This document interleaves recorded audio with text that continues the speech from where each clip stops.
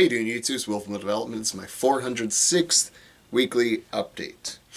Going to be a quick update this week because I am tired and I have to get up super early tomorrow because I'm running a booth, the Strongman booth, at the Tampa Bay Fit Expo tomorrow, which is Saturday.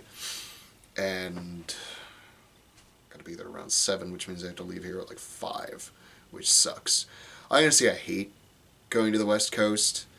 I like a lot of the people over there. I like a lot of the gyms over there. But man, you know, it's always about 2 hours to get over there, and then it's 4 hours to get home, just because there's really only 2 roads you can take to get that way. And if one gets blocked, you're just done. You're just stuck there for hours and hours and hours, and it doesn't really matter what time it is. It just sucks. Unless it's, 11 o'clock at night. Just sucks.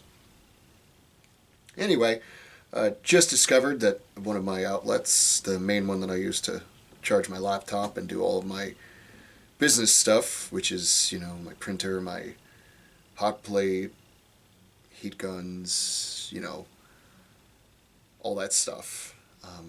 Outlet just went bad, which is just awesome. Hopefully it's just some wires, or just the outlet's just super old, so it needed to be replaced anyway. Hopefully, we'll see.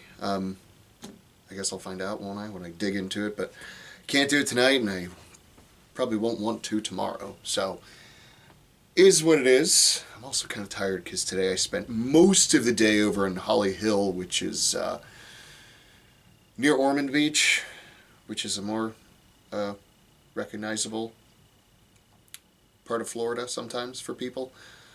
I was doing some stone repairs. I repaired 3 of them. Well, I repaired 2 of them, just basically cleaned up the seams for them so they weren't as aggressive, put some patch on them, that kind of thing, and then sealed them. 2 of them, I just sealed them, that's all I did with them. 2 of them, I did half tacky seal and then half just a sealant, a solvent-based sealant. Sometimes what happens if you try to do a tacky seal on stones, if the concrete isn't cured properly, for a myriad of reasons. It wasn't cured properly for a bunch of different reasons. What'll happen is as you try to grind the tacky in, it just starts peeling away at the stone. It happens sometimes, and, if I had hours to work on those stones, I would have just kind of made it work, but the second I start getting to the spot where it just starts rubbing away, it's like, all right, cool, we'll just stop here and put a regular seal on the rest of it, and clean up the tacky as best we can and the rest of it. But yeah, did that today. It only took me about 2 hours, but it was an hour drive out, an hour drive back, so I was out there, out and about for about 4.5 hours, give or take, just because of this and that. So it's been kind of a long day today too, and then still got to prep everything. Oh, I also dropped off 3 stones, 3 new stones, which are much nicer than the ones I have there. Like I said, I did what I could with the ones that were there. There's only so much you can do. This is why just pouring a good stone to start is so important if you want to make Atlas stones. Just making them good before you even get them out of the mold. It's going to save you a lot of heartache afterward, because you can do a bit to make them nicer once they're out, but to a certain extent, it's just sort of is what it is.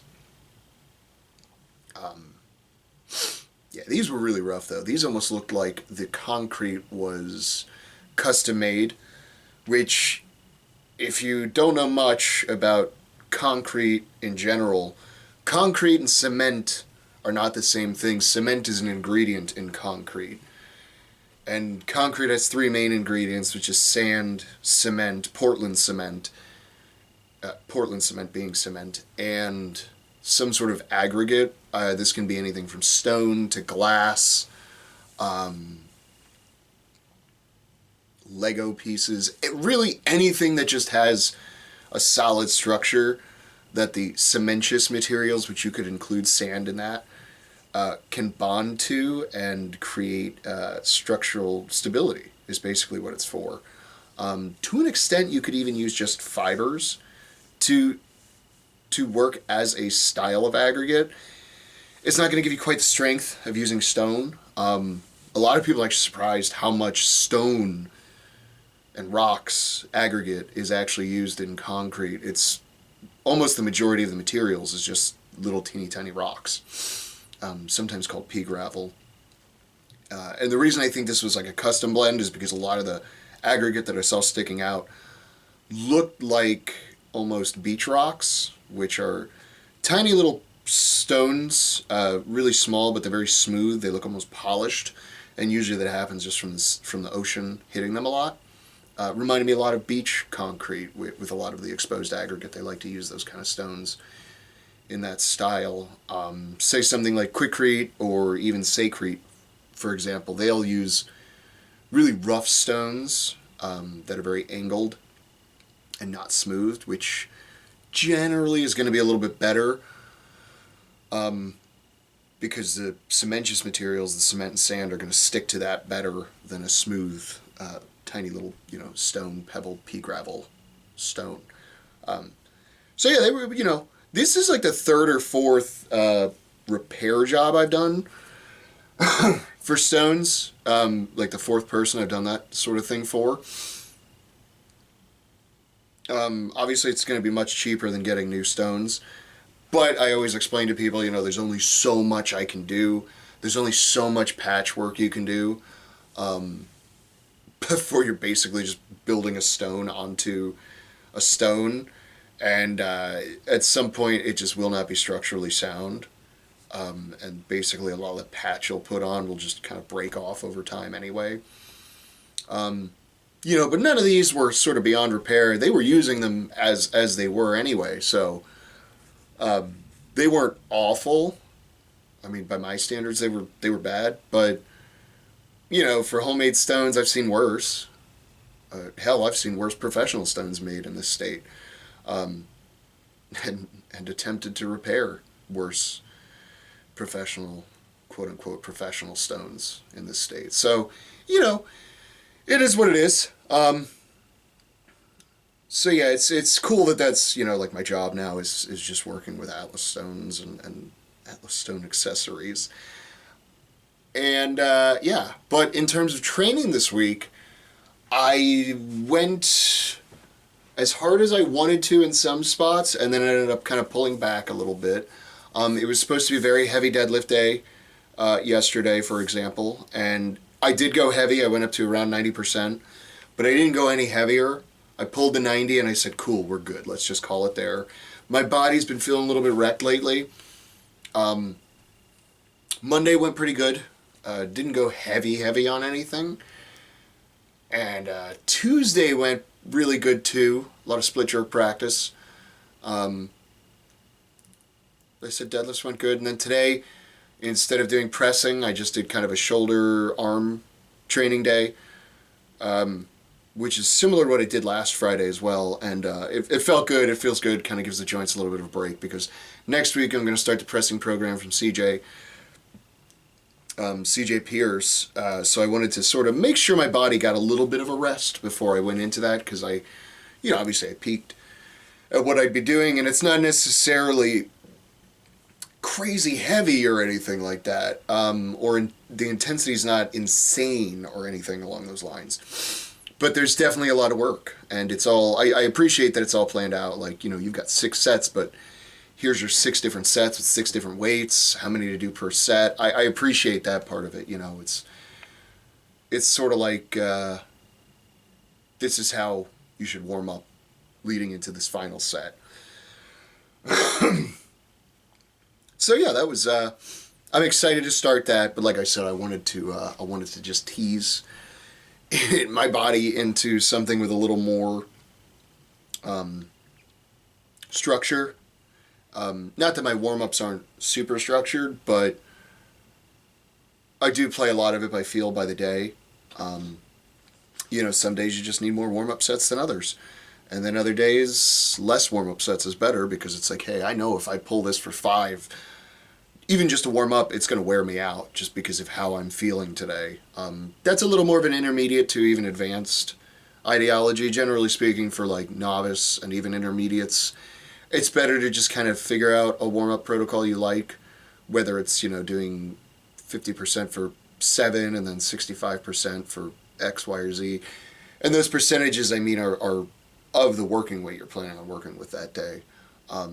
Whatever that warm-up protocol is, it's usually good to just sort of keep that. But after a while and you start to understand your body a little more, you can sort of pick and choose a little bit more what you want to do in terms of a warm-up.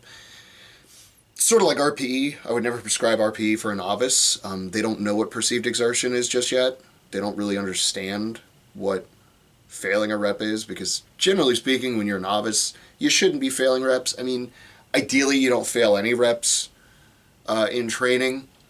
It's kind of a pipe dream when you push it hard enough in training. Sometimes you're just going to miss. It is what it is. Even if it's just reps, like, I was supposed to do it for 5 and only got 3, that kind of thing. It happens. Some of the top level guys say they never PR'd or missed in training, but maybe they're just being hyperbolic. I don't know. Anyway, none of that really matters. Bottom line is, training was good this week. I am excited to start next week. Finally get my press to a point where it's not so shitty. That'd be nice. It's really the biggest hole in my strongman arsenal. The rest of the events I can at least keep up on, but it's impossible for me to win a show with the way my press is. Usually I'm starting every show with a 0 or absolute last place. If I could at least get second, hell, even third on the press event, it would go a long way towards actually making it possible for me to win a show. I mean, the last 2 shows, the press is what fucked me. It's just that simple. Twice on the the unsanctioned show, because the press event, if I had been better at that, to be fair, I was sick that day, and 160 isn't heavy for me. But the final, the tiebreaker was a press, which I still disagreed with, but whatever. If I was a better presser, maybe it wouldn't have mattered. Maybe I actually could have won. Probably not, because they still made me go first on that too, which I felt was bullshit. But I mean, hey, you never get lower than second on any event, and then the other guy gets 5th place on one of the events, and yet somehow he's the winner. Yeah, that makes sense. Cool. Anyway, I'm not salty about it at all.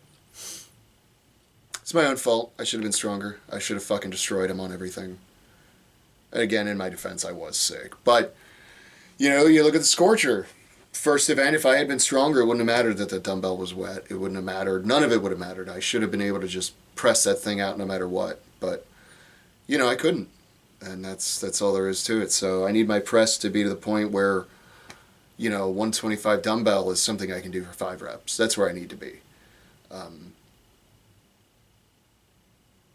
And I'll work towards that, is the bottom line. I'll work towards that, and I'll get better and stronger, and that's just all I've ever done. So, yeah, excited to finally be a good presser. I'm excited to surprise people with my pressing, is actually where I'm at. So, yeah, don't give up. And don't be afraid to try something different and new to fix a hole in your game plan. If you do, then what's your excuse?